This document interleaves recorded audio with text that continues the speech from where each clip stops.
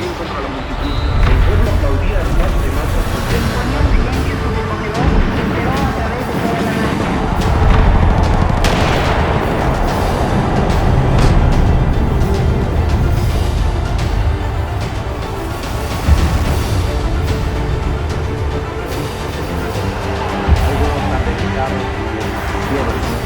no debería estar fuera del control de ustedes.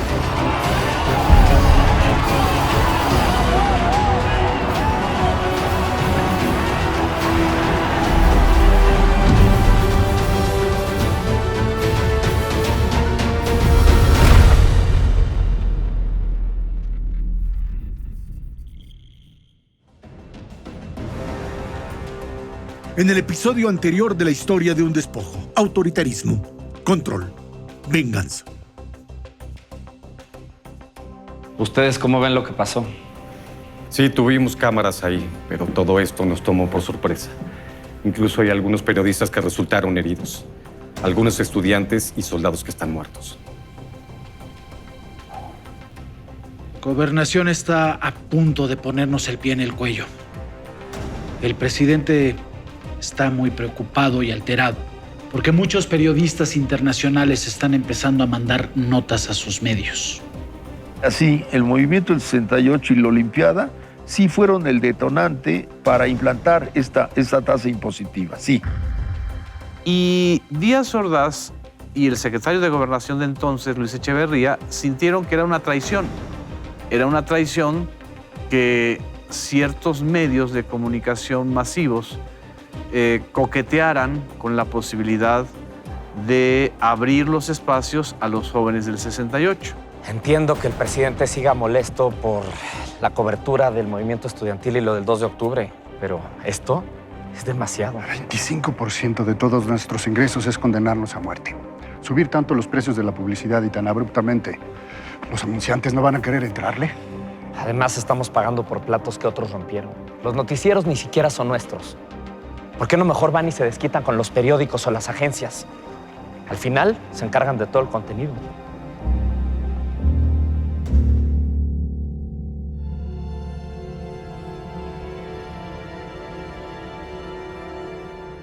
Ya estamos todos. Mandó a decir Martínez Manatú que el presidente viene para acá junto con Echeverría y Ortiz Mena. Hay que sostenernos en un frente unido. Si el presidente nos ve desorganizados y débiles, nos va a dar el tiro de gracia. Recuerden la estrategia. Ante más presión, tenemos que presionar. No bajen la cabeza. Ellos quieren negociar desde una posición de fuerza.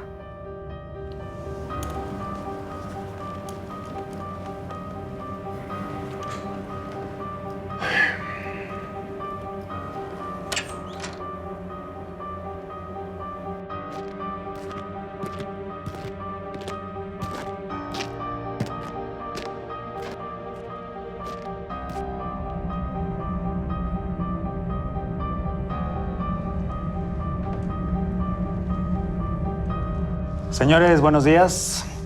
Como saben, el gobierno de la República, encabezado por el señor presidente Díaz Ordaz, ha emprendido una importante transformación para lograr el mejor aprovechamiento de los medios electrónicos de comunicación. Disculpe, señor secretario. Señor presidente, quisiéramos hablar con usted para exponerle nuestro punto de vista. Señores, su cobertura de los alborotadores de octubre es inaceptable. ¿Vieron cómo el coronel Toledo fue el primero que cayó? Y a los primeros disparos. Recibió 2 balas. 2 balas que llegaron de arriba. Una le atravesó los pulmones y la pleura. Y señores, sigue muy grave. ¿Por qué sus noticieros están a favor del comunismo? Señor presidente, no es nuestra opinión.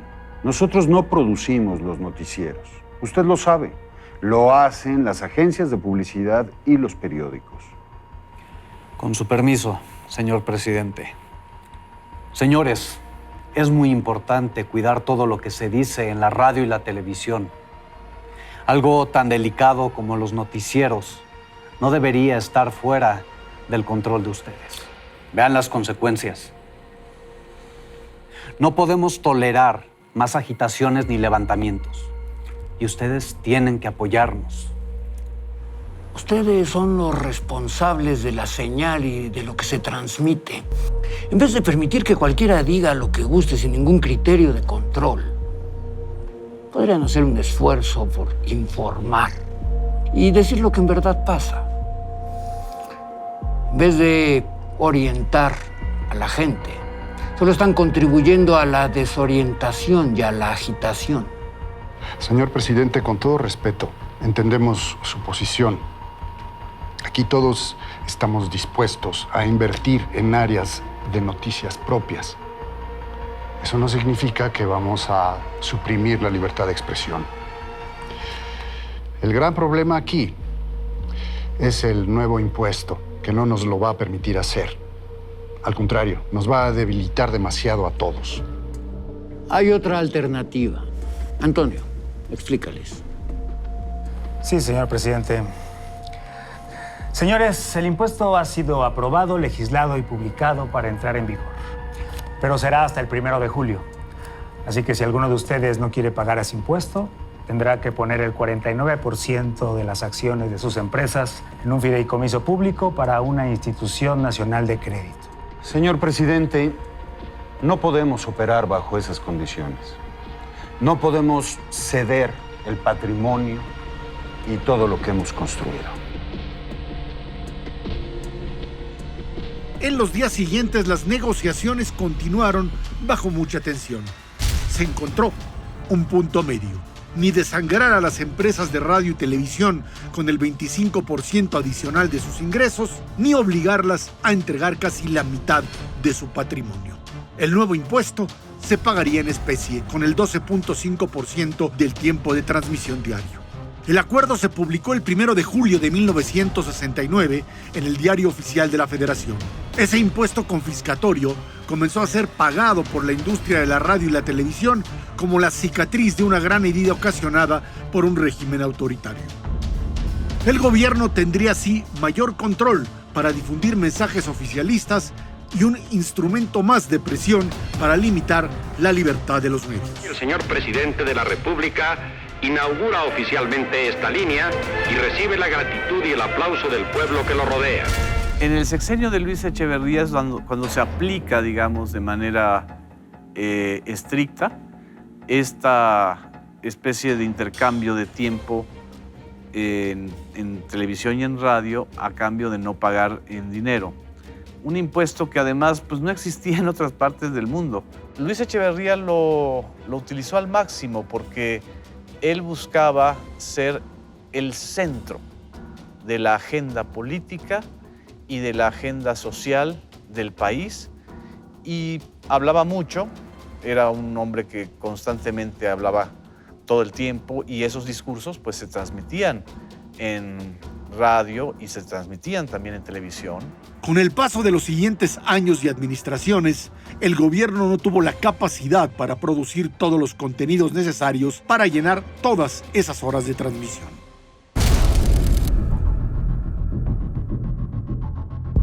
Con la llegada de la televisión al mundo, en la década de 1930, una de las primeras discusiones fue cómo regularla. Dos modelos marcaron la tendencia. El estadounidense, basado en un sistema de concesiones en que las empresas fueron creadas por inversionistas privados. El modelo inglés optó por los medios públicos. La British Broadcasting Corporation, prestigiada mundialmente como la BBC, es un referente por la calidad de sus programas. México optó por el sistema de concesiones, pero también impulsó la creación de medios públicos. El Canal 11 del Instituto Politécnico Nacional inició transmisiones en 1959. En 1972, la administración de Luis Echeverría buscó una presencia todavía mayor del gobierno en los medios, más que para ampliar la producción de programas educativos y culturales, como una forma adicional de control político. Adquirió la propiedad de la empresa concesionaria del Canal 13 del Valle de México. Después amplió su cobertura El primer mandatario de nuestro país inauguró las instalaciones y estudios del Canal 13 de televisión. Por primera vez en 25 años, el Estado participa directamente en la televisión nacional. El Estado solo pide a los medios de difusión responsabilidad y reflexión, manteniendo siempre una actitud de respeto a la libertad de expresión, dijo Echeverría. Llegó entonces el sexenio López Portillista. Eran los años de la petrolización de la economía y el presidente decía que de administrar la abundancia. Nada más para que recuerden algunos mexicanos, fue el sexenio de los excesos de el Negro Durazo en la Ciudad de México. Él fue el sexenio de los excesos de Jorge Díaz Serrano en Pemex. La primera dama, Carmen Romano, era ampliamente conocida por su excentricidad, frivolidad y dispendio. La última moda internacional, grandes séquitos de viaje, lujos caprichosos y una activa vida social. Había estudiado piano y lo practicaba desde niña. Ensayaba a diario por varias horas. De acuerdo con el libro La suerte de la consorte de Sara Sefcovic, mandó construir su propia sala de conciertos en la residencia oficial de Los Pinos, en donde había 2 pianos de cola. Uno de los pianos la acompañaba siempre en sus viajes y el traslado se cargaba al erario público. En 1977, el mandatario José López Portillo creó la Dirección General de Radio, Televisión y Cinematografía, conocida como RTC, en la Secretaría de Gobernación. Al frente puso a su hermana, Margarita, quien se caracterizó por una gestión dictatorial, despilfarro y discriminación. Margarita López Portillo, directora general de Radio, Televisión y Cinematografía, ofrece un ágape a los funcionarios que están al frente de los diferentes organismos informativos en las ramas señaladas. Y RTC tendría en aquella época 2 grandes funciones: operar los medios de comunicación del gobierno federal, entre los cuales estaba el Canal 13 de televisión y algunas de estas emisoras de radio, pero paralelamente tener esa atribución de regular a la industria, es decir, de supervisar que cumplieran la ley, sobre todo en materia de contenidos. El impulso que empezó a recibir el cine independiente, el cine de autor en los años iniciales de los 70s, con Margarita López Portillo se vino abajo. Fue la época pues, del cine de las ficheras, del cine de evasión y de escarmiento y de muy mal gusto. En cuanto a la televisión pública, el estilo de Margarita López Portillo también fue el de centralizar el poder de decisión. Cuando la época López Portillista, yo la recuerdo, los personajes centrales de los medios eran 2 médicos.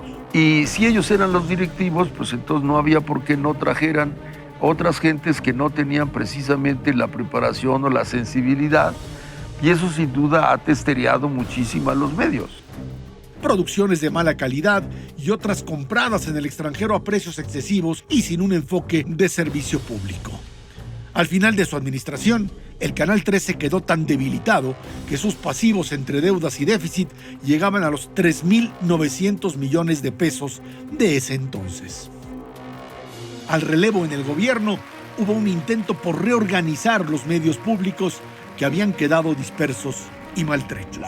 Cuando llega Miguel de la Madrid, con esto que le llamamos la renovación moral de la sociedad, lleva a cabo, muy al principio, algo que se llamaron los foros de consulta popular sobre comunicación social. Lo único que le importó a la administración de Miguel de la Madrid fue poner en orden al sistema de medios que estaba en el gobierno federal. Y es cuando se crean estos 3 institutos: el Instituto Mexicano de la Radio, el Instituto Mexicano de Televisión y el Instituto Mexicano de Cinematografía. En vez de funcionar como un medio de comunicación de servicio público con educación y cultura, Imevisión buscó sin éxito competir con la televisión comercial.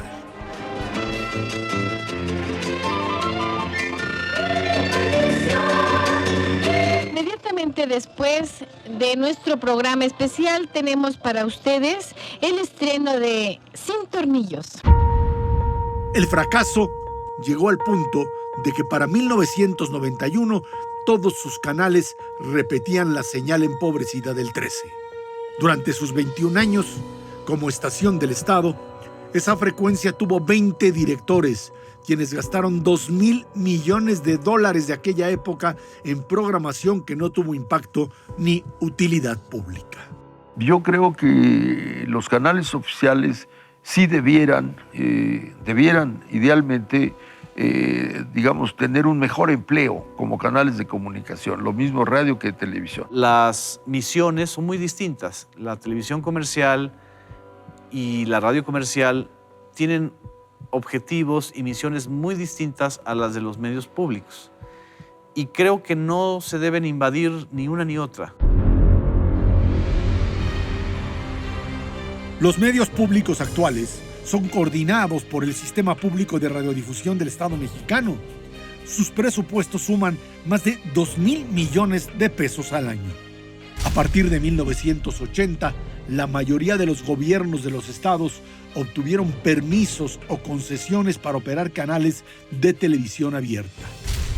Su programación suele fluctuar entre la calidad y autonomías limitadas, oficialismo y el uso político. Sus presupuestos sumados equivalen a más de $1,900 millones al año. Todo ese dinero sale del erario público y por lo tanto de los impuestos que pagamos los mexicanos. 1993, 2 de agosto. La competencia había sido dura. 4 grupos empresariales habían disputado la licitación del llamado paquete de medios que el gobierno buscaba desincorporar. Ricardo Benjamín Salinas Pliego y su equipo ganaron la subasta con $643 millones, 30% más que su competidor más cercano. Pensamos que es muy sano que en el ámbito de la televisión también haya opciones, y eso es lo que vamos a hacer. Le vamos a dar más opciones al público televidente de México.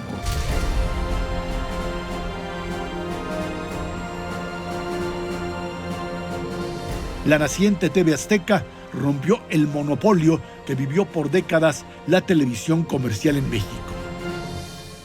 Cuando se da esta licitación del paquete de medios y gana este paquete Ricardo Salinas Pliego, pues se genera en aquel momento una gran expectativa, y de ahí vinieron pues los grandes éxitos que se dieron tanto en noticias como en la producción de telenovelas, y una enorme aceptación. Había una empresa nueva que era TV Azteca. Las televisoras empiezan a competir realmente, ya sin este control que tenía el gobierno, porque ahora pues había que sobrevivir a las audiencias y al mercado.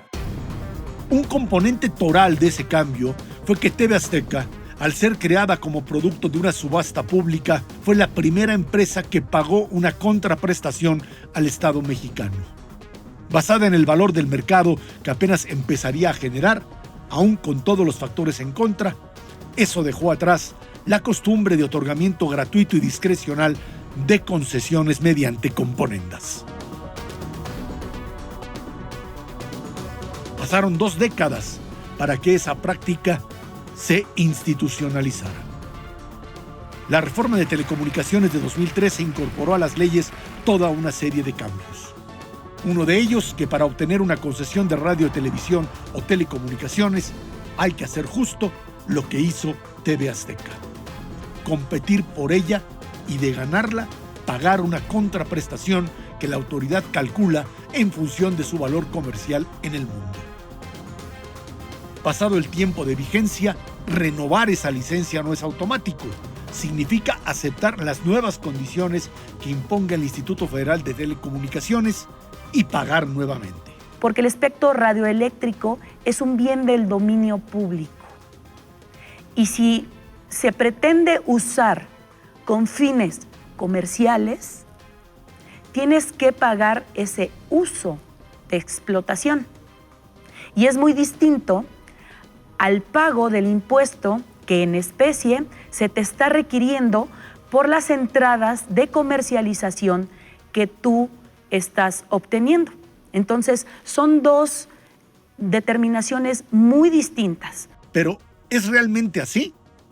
La contraprestación es el pago del derecho de explotar un bien de la nación, que es el espectro radioeléctrico. Los tiempos fiscales Si bien son un impuesto en especie, se pagan justo por el mismo concepto. ¿Es eso un doble pago? Entonces, efectivamente, estamos en una doble tributación. Y efectivamente, en ese sentido, se tendría que revisar completamente el tema de los tiempos fiscales, por supuesto.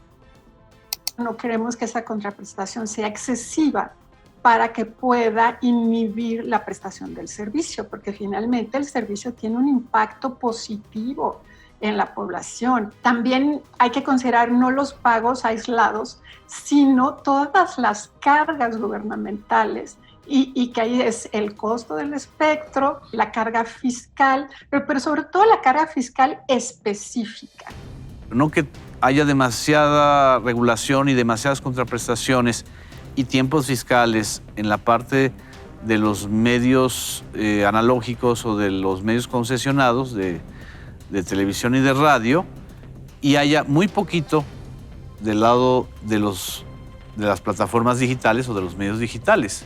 Esta circunstancia ocasiona problemas financieros graves, particularmente para las estaciones de radio y televisión locales. En este momento son más de un 40% de radiodifusoras que tienen la espada de Damocles encima, porque no pueden pagar el refrendo. El señor que tiene una radiodifusora en Chachicuites, que se ha mantenido de esa radiodifusora anunciando a la carnicería, a la tintorería, etcétera, y lo que le llega de fuera, resulta que ahora están a punto de perder la concesión porque no pueden pagar el refrendo. Eso es verdaderamente absurdo. Más de medio siglo ha demostrado que el Estado no cuenta con capacidad para utilizar eficazmente los tiempos oficiales en radio y televisión. Por décadas se utilizaron en el lucimiento personal del gobernante en turno y las obras de su administración. Progresa es para las familias pobres. O en la difusión de programas sociales que terminaban siendo instrumentos de clientelismo político. ¿Sabías que con el Seguro Popular cerca de 54 millones de mexicanos tienen garantizado el acceso a servicios de salud de calidad? El Seguro Popular te ayuda. Acércate, es para ti. Nos comprometimos a mover a México y estamos cumpliendo. México está en movimiento. Segundo informe. Con valor, construimos los cimientos de un México más seguro y más justo. Sexto informe de gobierno. Gobierno federal. 2002, 10 de octubre. El Diario Oficial de la Federación publicó un nuevo decreto firmado por el entonces presidente de México, Vicente Fox. Dejó sin efecto el de Gustavo Díaz Ordaz de 1969, pero mantuvo el impuesto confiscatorio. Se establecen nuevas condiciones para que la industria cumpla con sus obligaciones tributarias y para que los mensajes del Estado lleguen a mayores audiencias y tengan el impacto necesario. Estableció una nueva tasa para los tiempos fiscales. 18 minutos diarios de transmisión en el caso de estaciones de televisión y 35 en las de radio. La diferencia era amplia y razonable. Desde su existencia a partir de 1960, los tiempos de Estado, que son 30 minutos, se han mantenido. Los tiempos fiscales establecidos por Gustavo Díaz Ordaz en 1969 significaban hasta 3 horas, es decir, 3 horas y media de tiempos oficiales todos los días, en cada sintonía de radio y televisión abierta en el país. Con la fórmula de 2002, esos tiempos se redujeron en 1 hora con 5 minutos en el caso de la radio y a 48 minutos para la televisión. Nos toca ver muchas veces tiempos oficiales empleados, por ejemplo, en promover el voto un mes después de las elecciones o cosas así, campañas de vacunación cuando ya se terminó el programa de vacunación o para inscribir a los niños en la escuela cuando ya pasaron las inscripciones. Creo que hay mucho por hacer en la administración de los tiempos oficiales.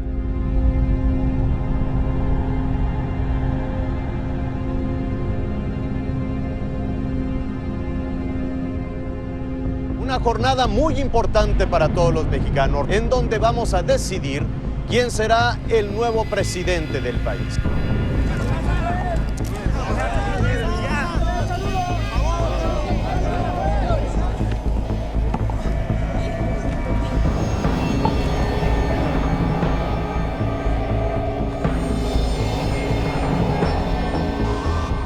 No nos cabe la menor duda que hemos ganado las elecciones presidenciales.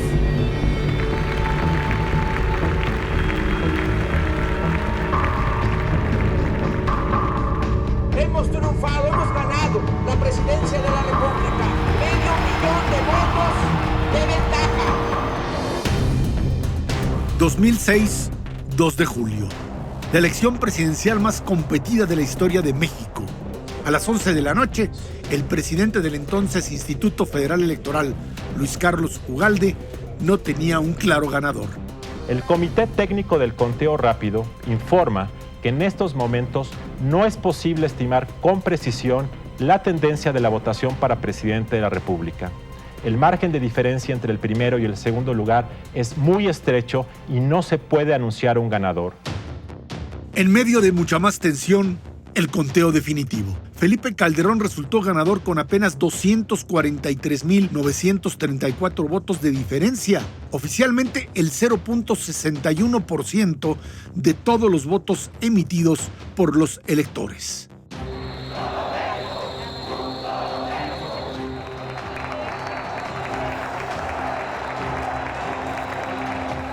Protesto, guardar y hacer guardar la Constitución. Felipe Calderón tenía que operar políticamente o no habría gobernabilidad. El PRD, que entonces era parte del movimiento de López Obrador, y el PRI se unieron para tratar de generar presión política desde las cámaras del Congreso. Y en algún momento de 2007 fueron con el presidente Calderón y le dijeron que la reforma electoral era condición necesaria para una reforma fiscal.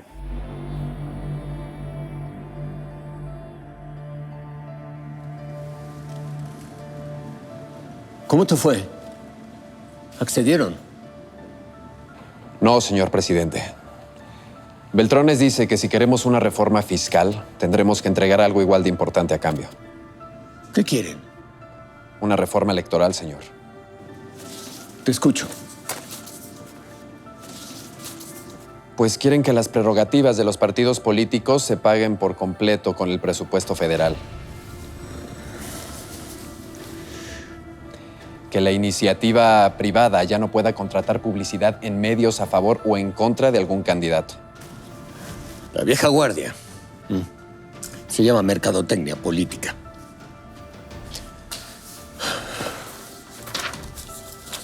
¿Es todo? No, señor. También los partidos se quieren adueñar de los tiempos oficiales en radio y televisión para transmitir su propaganda. ¿Cómo? Pues no quieren gastar en publicidad con sus prerrogativas, sino que su propaganda se transmite en tiempos oficiales. ¿Y qué dice el PRD? Pues siguen reacios a sentarse a negociar formalmente. Pero Pablo Gómez respalda muchas de estas ideas. Ni modo. Tenemos que gobernar un país. Adelante con las negociaciones. Sí, señor. Curiosamente, en este país, después de cada elección, se hace una reforma electoral en base a lo que se queja y piden los partidos perdedores, no los partidos ganadores. Esto para mí es el gran parteaguas, porque deja el Estado de tener el control del tiempo y lo asume el órgano electoral. Distribuye los tiempos también en los horarios. Cada vez da menos libertad de expresión, menos libertad en términos de estrategia, porque aspirar a convencer, a persuadir, pero para eso en 30 segundos, sin duda, está muy complicado. Sí se puede probar que las encuestas no son resultados. Sí se puede tener un México que avanza. Sí se puede, México. Este 1 de julio, vota PRI. La nueva batalla de Puebla es para que la justicia sea justa. Para que no permitamos que quienes nacieron pobres estén condenados a ser pobres. Puebla tiene una nueva batalla. Volvamos a ganarla. Enrique Cárdenas, gobernador, PRD. Porque somos un partido democrático que piensa en ti y para ti. Nuestros candidatos seguirán fomentando el turismo, apoyando la educación y trabajando por tu seguridad y por Aguascalientes. Porque Acción Nacional somos todos. Esta negociación se desarrolló inicialmente en la Comisión de Puntos Constitucionales del Senado que presidía el priista Pedro Joaquín Goldwell. Otro de los arquitectos de esa reforma es Jesús Murillo Caram, que era senador y que era gran aliado del entonces senador Manlio Fabio Beltrones. Por supuesto, Pablo Gómez fue uno de los mayores impulsores. Otro impulsor de esto en el plano intelectual fue Jorge Alcocer Villanueva. Queremos solamente los recursos económicos que estén bajo control absoluto del Instituto Federal Electoral y acceso a los medios electrónicos de comunicación solo dentro de los tiempos oficiales. El acceso de los partidos y candidatos a los medios de comunicación es, óigase bien, completamente gratuito. Componendas entre cúpulas partidistas que, en el afán de satisfacer intereses políticos, terminaron sobreregulando y afectando aún más a la radio y a la televisión. Se negoció un paquete en donde los partidos tuvieron acceso a tiempos gratuitos de forma extensiva en las más de 2,000 estaciones de radio y televisión del país durante cada día, durante todos los días de las campañas políticas durante el proceso electoral, 48 minutos. Y además, en esa reforma también se estableció que ningún particular podía hacer uso de los medios electrónicos de comunicación para hacer planteamientos políticos, publicidad política, etcétera, etcétera.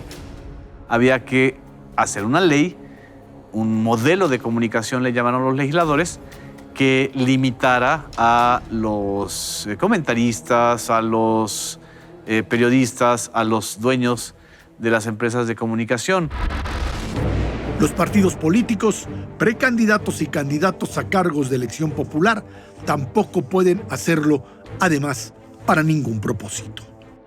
Vamos a disponer de los tiempos del Estado y para generar algunos debates y para generar programas ideológicos, programáticos de los partidos. Pues no. Entre los argumentos, había quienes decían que esa disposición garantizaba presencia de la oposición en los medios electrónicos. Mi participación en la legislación viene desde 1985. En aquel entonces ni siquiera teníamos acceso, ni pagando, a la prensa. No había forma de entrar a radio y televisión. Aunque el argumento no era del todo cierto. Desde la reforma electoral de 1977, cada partido político había contado con un espacio mensual de 15 minutos para exponer sus propuestas.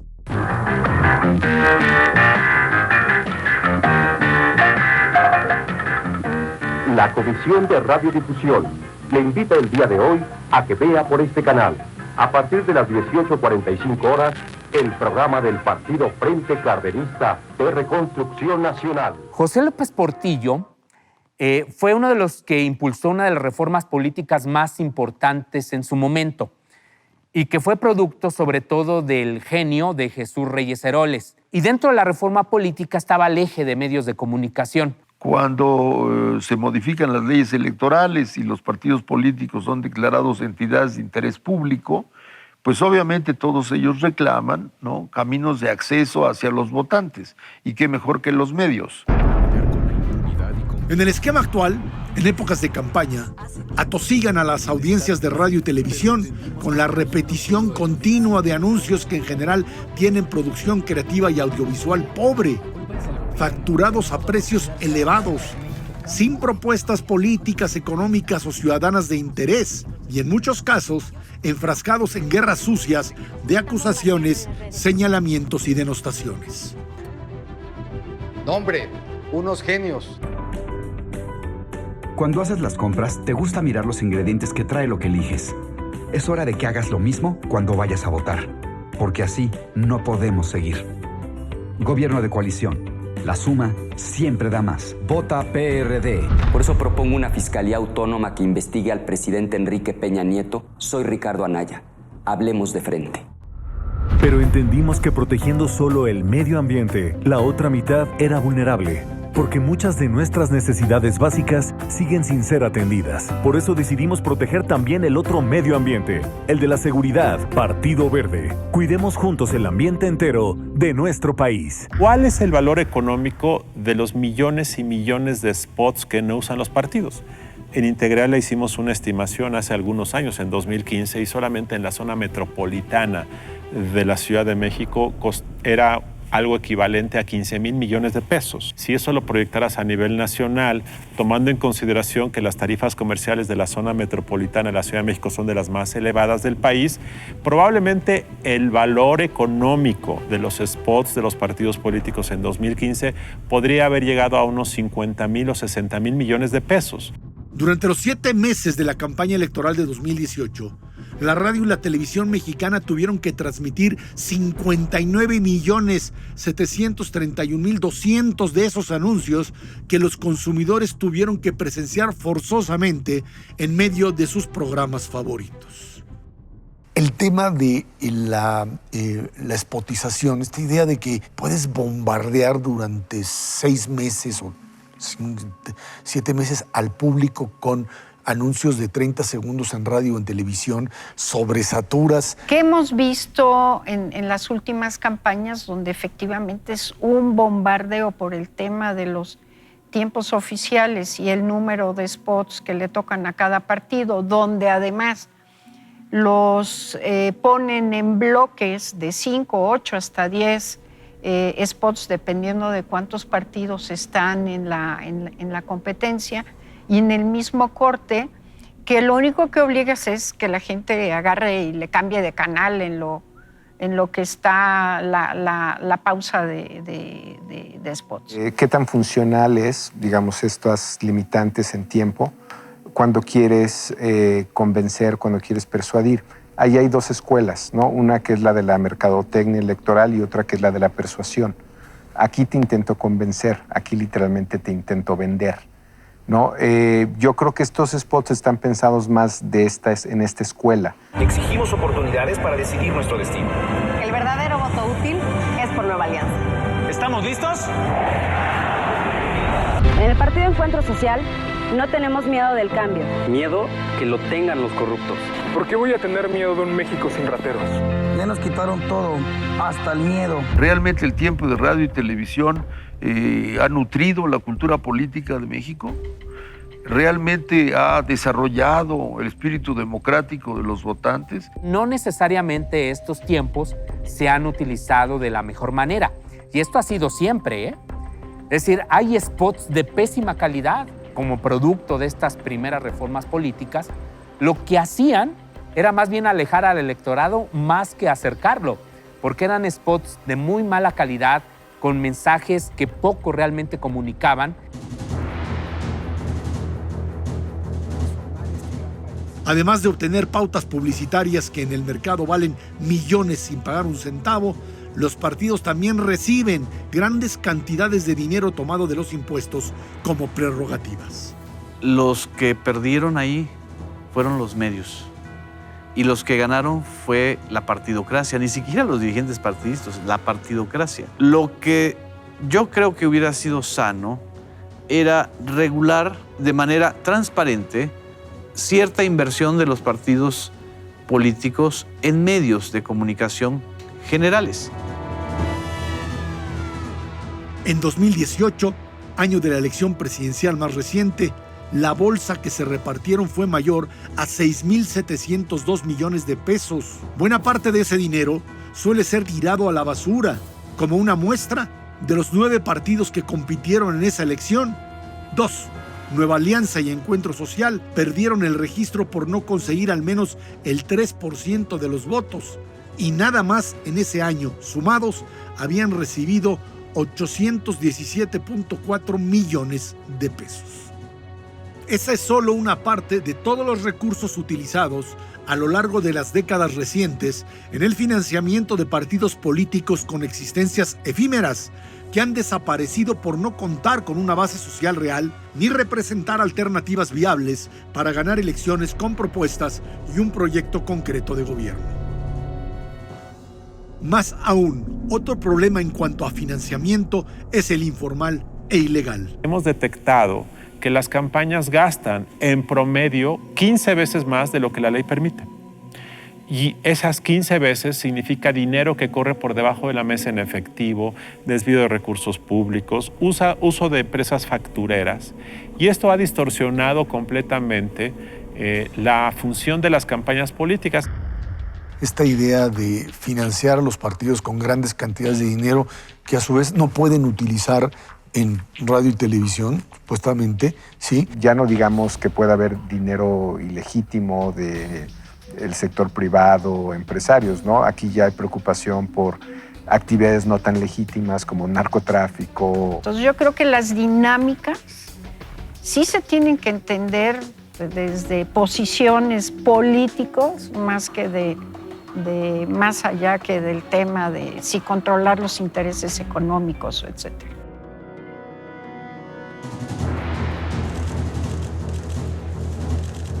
Devolvemos los tiempos oficiales a estaciones de radio, canales de televisión, porque un gobierno que mantiene comunicación permanente con el pueblo, un gobierno del pueblo, no necesita de propaganda. El decreto firmado por el presidente de México, Andrés Manuel López Obrador, publicado en el Diario Oficial de la Federación el 23 de abril de 2020, redujo los tiempos fiscales en radio solo 14 minutos y 7 en televisión. Esto con respecto al decreto de 2002. Yo le llamo tiempos oficiales del Ejecutivo. Eso sí es importante. Es lo que corresponde al Poder Ejecutivo. Pero si nosotros hacemos esto, creo yo que lo van a analizar los otros poderes. Así, en época de campaña, esa disminución no aplica porque la Ley General de Instituciones y Procedimientos Electorales dispone específicamente de 48 minutos diarios en cada sintonía para dárselos al INE y a los partidos políticos. Dada la división de poderes, el presidente solo puede disponer por decreto de los tiempos que la ley otorga específicamente al Poder Ejecutivo. Para desaparecer la totalidad de los tiempos oficiales, tendría que legislarse una reforma integral que modifique todas las leyes relativas a ellos. En cuanto se publicó el decreto del presidente de México, el consejero presidente del Instituto Nacional Electoral, Lorenzo Córdoba, mostró su desacuerdo rotundo. Interpuso una controversia constitucional ante la Suprema Corte de Justicia de la Nación. La primera respuesta que recibió fue una negativa a suspender la entrada en vigor del decreto mientras el Pleno llega a una resolución final. La regulación de los tiempos fiscales o la existencia incluso de los tiempos fiscales en una sociedad ya completamente convergente, con unos medios cada vez más convergentes, no tiene sentido.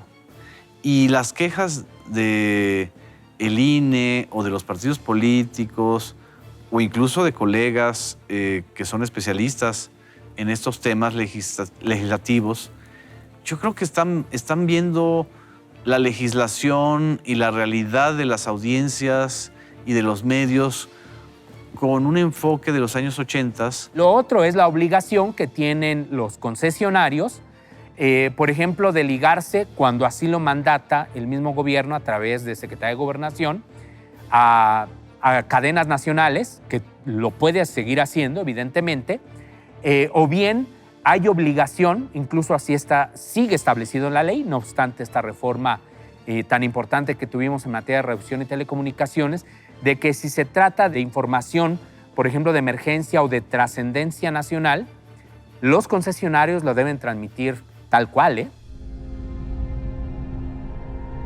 Adicionalmente, el país dispone de una red vasta de medios coordinados por el Sistema Público de Radiodifusión del Estado mexicano, capaces de divulgar mensajes oficiales ampliamente y posicionar temas en la agenda pública. En los estados, la red de radiodifusoras y televisoras educativas y culturales de México. La radio y la televisión comerciales siempre han mostrado responsabilidad social cuando el país lo requiere.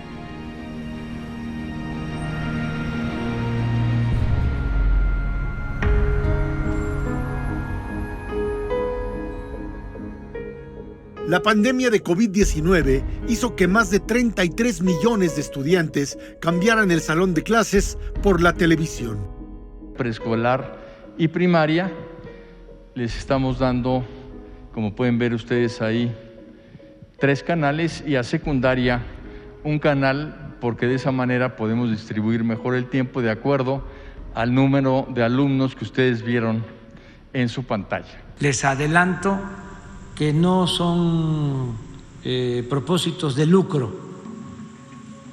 Algo que quiero agradecerle a las televisoras, porque lo que se les va a pagar es para los gastos de operación. Estas clases que se hicieron a distancia por parte de la Secretaría de Educación Pública, Internet fue totalmente insuficiente. O sea, porque hay comunidades del país donde solo se sigue recibiendo las señales de televisión y las de radio abiertas. México no es el mismo desde hace medio siglo. La política y la democracia han evolucionado. La relación del Estado con los partidos y los medios de comunicación deben reflejarlo. Desde 2007, lo que ha ocurrido en México es que el costo real de la democracia ha aumentado y aumentado y aumentado. Son tiempos distintos. La radio y televisión compiten ahora también con redes sociales, influencers, contenidos descargables, videojuegos en línea y conectividad mundial. El reto es cada vez más grande. El problema no es técnica y mucho menos creatividad. El problema es político.